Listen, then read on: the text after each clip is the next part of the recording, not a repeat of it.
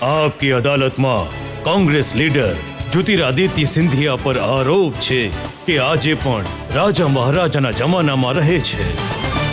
એ વાત સાચી છે કે તમે જ્યારે પણ ગ્વાલિયર જાઓ છો, ગુના જાઓ છો, તમે પસંદ કરો છો લોકો તમને મહારાજ કે? બિલકુલ નહીં। હું 21મી સદીના ભારતનો નાગરિક છું અને મને ગર્વ છે કે મારી સક્ષમતા અને જેને માટે પણ મને ઓળખવામાં આવે એ મારી મહેનત અને મશક્કતના માટે જાણવામાં આવે। મારું ભણતર એ જ વાતાવરણમાં થયું છે, મેં નોકરી પણ એ જ વાતાવરણમાં કરી છે અને આજે જનસેવામાં પણ છું તો હું એ જ વાતાવરણમાં છું અને જે જ રીતે મારા વિચારધારા છે, મારું લક્ષ્ય રાજનીતિ નહીં, મારું લક્ષ્ય જનસેવા છે અને જો કોઈ પણ વ્યક્તિના જીવનમાં અમે લોકો પરિવર્તન લાવી શકીશું તો હું સમજુ છું કે આપણું જીવન સફળ છે। મને લાગે ત્યાંના લોકોએ કહ્યું કે તમે તો કહો છો કે હું તમારો ભગવાન છું। નહીં, મેં ક્યારે આ નથી કહ્યું। નથી કહ્યું? નહીં, મેં બિલકુલ નથી કહ્યું। આનો હું તમને એક એવિડન્સ બતાવી દઉં?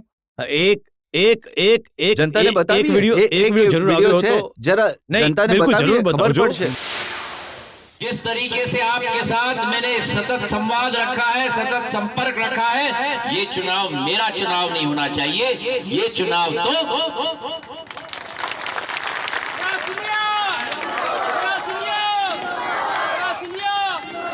जिस तरीके से भगवान के रूप में मैं आपको हर महीने आपके बीच में आकर आपके समस्याओं का समाधान निकालता हूं, विकास प्रगति लाता हूं, उसी तरह मतदान के दिन एक दिन प्रजातंत्र के मंदिर में जाकर मतदान के केंद्र में जाकर આ એક વિડિયો પહેલા પણ બતાવવામાં આવ્યો હતો અને એ સમયે પણ મેં તમારી ચેનલ પર કહ્યું હતું।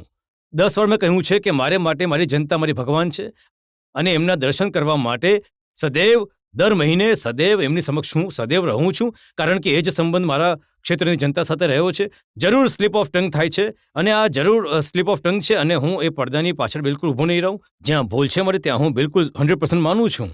ના, સારી વાત છે। ક્વિકલી 2-3 સવાલ। હા, અહીંયાથી લો, સેકન્ડ રોમાં।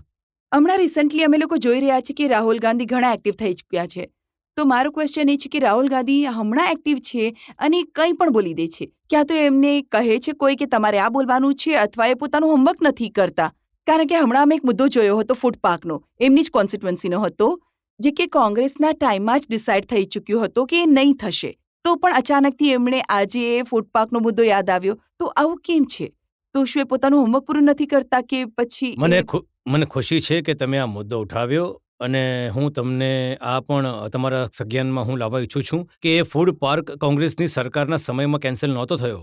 એ ફૂડ પાર્ક જૂન 30, 2014માં કેન્સલ થયો હતો જ્યારે આ બીજેપીની સરકાર આવી હતી। એની કેબિનેટ નોટ પણ અમારા લોકો પાસે છે, જો તમે ઈચ્છો તો હું તમને આપી શકું છું। સર, મેં ઘણી ચેનલ્સ પર જોયું છે, એ ક્લિયર કરી ચૂક્યા છે કે એ વસ્તુ કે ફૂડ પાર્ક નહીં બનશે એ કોંગ્રેસના ટાઈમ પર જ ક્લિયર થઈ ચૂક્યો હતો અને આ કેન્સલ થવાના 1 વર્ષ પછી અચાનક રાહુલ ગાંધીને હમણાં યાદ આવ્યું કે હવે આ ફૂડ પાર્ક નથી બનવાનો અને બીજેપી એને કેન્સલ હું બીજી વાર તમને કહેવા માંગીશ કે એ ઓર્ડર પણ જો તમે ઈચ્છો તો હું તમને સમક્ષ રાખી શકું છું, જ્યાં જૂન 30, 2014ની ડેટ છે, જે મંત્રાલયની મિટિંગમાં ફૂડ પ્રોસેસિંગની મિનિસ્ટ્રીની મિટિંગમાં એ ફૂડ પાર્ક કેન્સલ કરવામાં આવ્યો હતો અને જૂન 30, 2014 બીજેપીની સરકાર હતી। પણ મોટી વાત એ છે કે જનતાના મનમાં એ ઇમ્પ્રેશન ક્રિએટ થઈ રહી છે કે રાહુલ ગાંધી પોતાનું હોમવર્ક કરીને નથી આવતા, પોતાનું હોમવર્ક પૂરું કરીને જાય છે દરેક વિષય પર। અને તમે જોયું છે સંસદમાં પણ અને સંસદની બહાર પણ જ્યારે વિષય ઉઠાવે છે તો મુદ્દાના આધારે ઉઠાવે છે।